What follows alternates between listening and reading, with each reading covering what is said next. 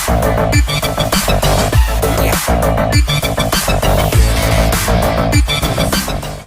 Dear student, कैसे आप सभी लोग। मैं डीआरएक्स देवेशपाल और आज की क्लास में आपका बहुत बहुत स्वागत है।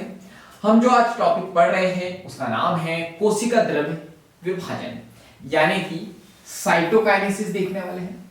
और जो चैप्टर देख रहे हैं हम लोग कोशिका चक्र और कोशिका विभाजन देख रहे हैं, जो आपको पहले से बताया।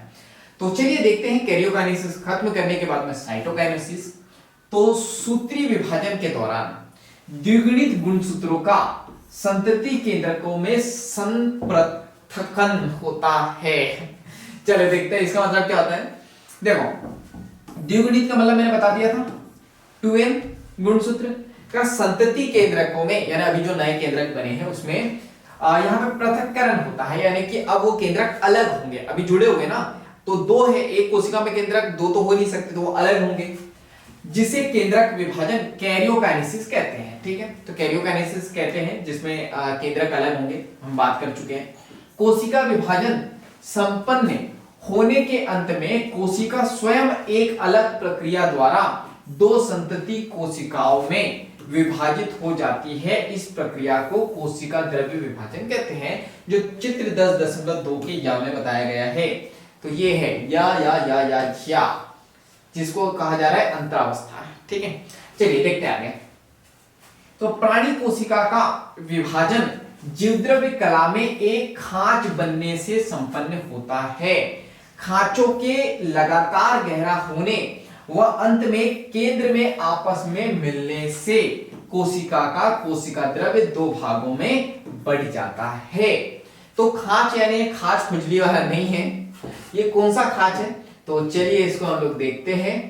देखो, ये इधर बता दे रहा हूं मैं आपको, इसमें बना हुआ है। तो यहां पे देखो, हमारा इससे पहले क्या हुआ था, यहां पे ये जो है अर्धगुणसूत्र का ये द्रव्य बना हुआ है, क्लियर है, जमा हुआ था।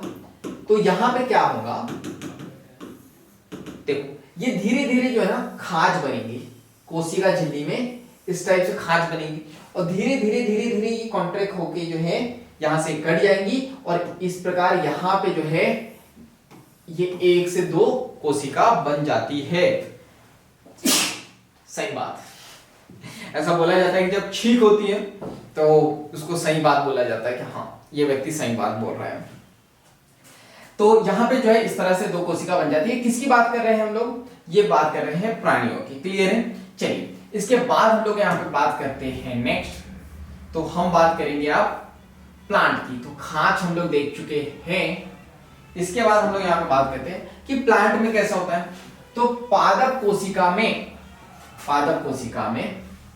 1 मिनट यहाँ पे, यद्यपि पादप कोशिका जो अपेक्षाकृत अप्रसारणी कोशिका भित्ति से घिरी होती है, यानी कि फैली हुई कोशिका भित्ति से घिरी होती है, अतः इनमें कोशिका द्रव्य विभाजन दूसरी भिन्न प्रक्रियाओं द्वारा संपन्न होता है। तो पादप कोशिका में नई कोशिका भित्ति निर्माण कोशिका के केंद्र से शुरू होकर बाहर की ओर पूर्व स्थित पार्श्व कोशिका भित्ति से जुड़ जाता है। वेरी इंपॉर्टेंट, ये याद रखना है। यहां पे कहां से कहां होता है, केंद्र से बाहर की तरफ, यानी अंदर से बाहर की तरफ होता है। और पूर्व स्थित यानी पहले से स्थित पार्श्व यानी कि बाजू में जो कोशिका भित्ति होती है उससे जुड़ जाता है। नई कोशिका भित्ति का निर्माण एक साधारण पूर्वगामी रचना से प्रारंभ होता है ना, पहले से जो है वो वाली रचना से प्रारंभ होता है, जिसे कोशिका पट्टिका कहते हैं। जब मैंने सेल वॉल पढ़ाई थी वहां पे मैंने बताया था कि जो कोशिका पट्टी है वो क्या है, जिसको मिडिल लेमिला कहते हैं, क्लियर है। तो ये याद रखना है, कोशिका पट्टी कहते हैं जो दो सन्निकट कोशिकाओं की भित्तियों के बीच मध्य पट्टिका को दर्शाती है। कोशिका द्रव्य विभाजन के समय कोशिका अंगक जैसे सूत्रकणिका यानी कि माइटोकॉन्ड्रिया, इसके बाद में जो है प्लास्टिड, जिसको हम लोग लवक कहते हैं।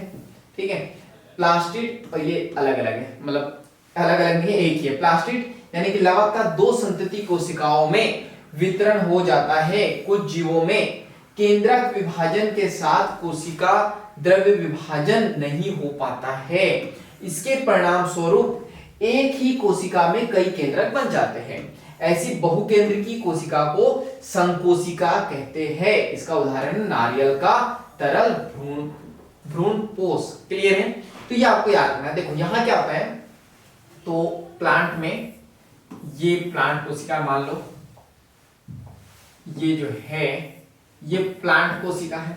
तो यहां पे क्या होता है, बीच में बनती है कोशिका पट्टी, और इस कोशिका पट्टी की मदद से जो है यहां पे ये दो केंद्रक अलग बन हो जाते हैं और एक कोशिका से दो कोशिका बन जाती है। क्लियर है? ये सिंपल सा है, लेकिन बताया गया है कि कुछ जीवों में कई बार क्या होता है, ये जो है कोशिका भित्ति बनती ही नहीं है और यहाँ पे विभाजन होते हैं। कुछ जीवों में केंद्रक विभाजन के साथ कोशिका द्रव्य का विभाजन होता ही नहीं है।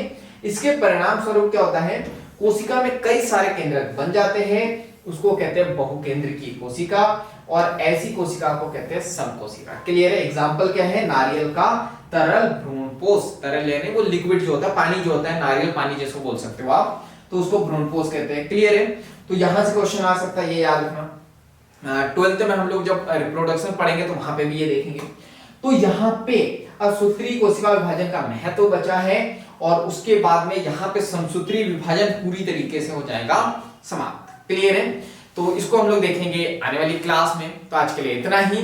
जल्दी से चैनल को सब्सक्राइब कर दो, बेल आइकन को दबा दो, ताकि ऐसे वैल्यूएबल वीडियो की नोटिफिकेशन सबसे पहले आपको मिलता रहे। बाकी हम लोग मिलेंगे नेक्स्ट क्लास में। इस तरह हंसते हुए, मुस्कुराते हुए, लाइफ में आगे बढ़ते हुए, कुछ नया नया सीखते हुए। जब तक के लिए thank you so much. Bye bye and go for success.